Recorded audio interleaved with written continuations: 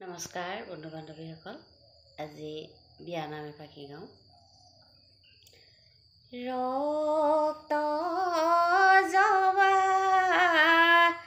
শান্তি হৈ দেও সাৱধান হবা। ৰক্ত জবা শান্তি সাৱধান হবা। পুৰুষৰ কাষলৈ নাযাবা চাপি, পুৰুষে নুবুজে নাৰীৰে মূল। নাৰী যে পাহি ধুনীয়া ফুল। নমস্কাৰ। অকণমান ইয়াৰ মাজতে ধ্ৰুৱতৰা কাহিনী এটা কওঁ। ভাল লাগিলে শুনিব, বেয়া লাগিলে ইমানতে আপোনালোকে স্কিপ কৰি দিয়ে। ধ্ৰুৱতৰা মাক আৰু ধ্ৰুৱতৰা বৰ দুখীয়া আছিলে। স্কুল পঢ়াৰ সময়ত এদিন স্কুলত খেলৰ আয়োজন কৰিলে, ফাংচন। তাত সকলোকে কোৱা হ'ল যে কোনে কি দিবা।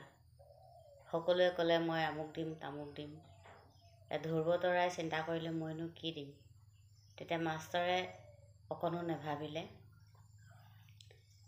তাৰপিছত তেখেতক ক'লে তুমি অকণমান স্কুলত জলপান খাবৰ বাবে গাখীৰকে দিবা। তেতিয়া চিন্তা কৰি আহি স্কুলৰ পৰা মাকক ক'লেহি যে মা, আজি স্কুলত সকলোৱে এপদ এপদ বস্তু দিবলৈ ঠিক কৰিলে, মোৰ ভাগত পৰিছে গাখীৰ দিবলৈ, মই ক'ৰ পৰা দিম। তেতিয়া মাকে ক'লে মোৰোতো উপায় নাই দিবলৈ, মই কি কৰিম। তোমাৰ মামাকে খুজিবা, তোমাৰ মামাই তোমাক সহায় কৰিব। তোমাৰ মামা মানে মা, মোৰ মামা ক'ত আছে। তোমাৰ মামা শ্ৰীকৃষ্ণ ভগৱান, তেখেতকে মাতিবা। সৰু ল'ৰাৰ মন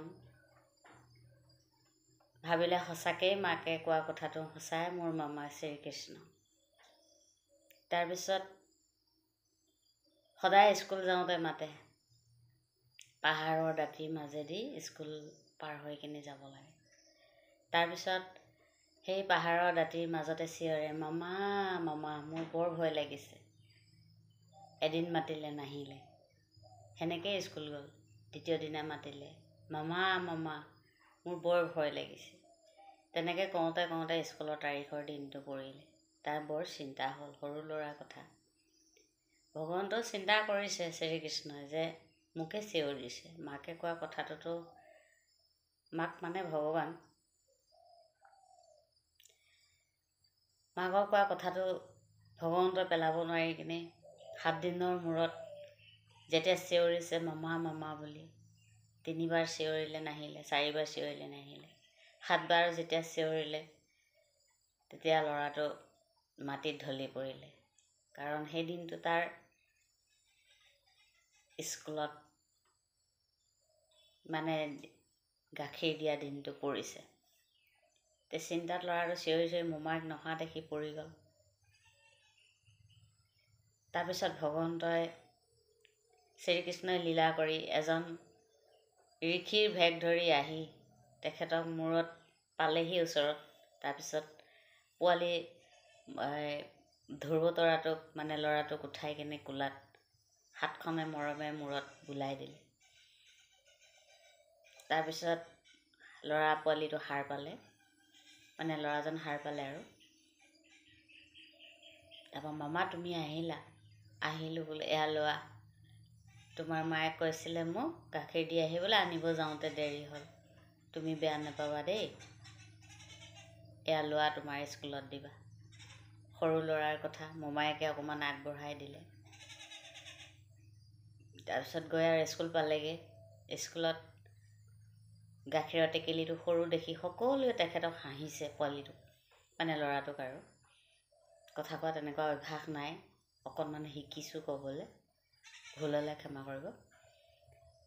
তাৰপিছত গৈ স্কুল পালেগৈ, সকলোৱে নিজৰ নিজৰ সম্পত্তি মানে সম্পদবিলাক আনাবিলাক মানে আৰু দিছে অলপ অলপকৈ। দিয়াৰ পিছত সকলোৱে খাই গৈছে। ধ্ৰুৱতৰা পালত পৰিলে গাখীৰ টেকেলিটো আনিবলৈ, আনি কিনে দিলেহি। সকলোৱে হাঁহিছে। মাষ্টৰে কৈছে তুমি নেহাঁহিবা, তোমালোকে নেহাঁহিবা, তেখেতে যি পাৰিছে সেয়াকে দিছে। তাৰপিছত আৰু সৰু যতন দেখি সৰু যতন এটা আনিছে, তাই গাখীৰকণ ঢালি দিলে, উপচি পৰিলে।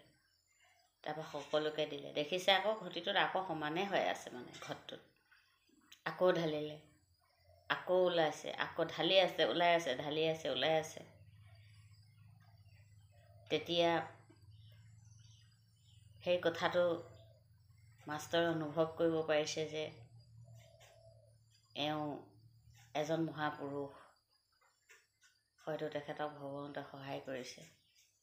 দুখীয়া আৰু সৰু অকণমান বস্তু বুলি তেখেতক ইনচাল্ট কৰিছিলে। তাৰপিছত মাষ্টৰে তেখেতক ভালকৈ আনি মাকক সকলো কথা ক'লত মাকে মানে কান্দিছে। তেতিয়া মই ল'ৰাটোক এনেহে কৈছিলোঁ,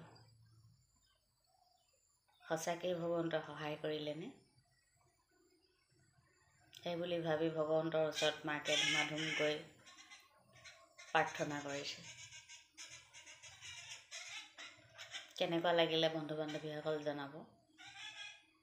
মোৰ এই কাহিনীটো ক'লে বৰ দুখ লাগে।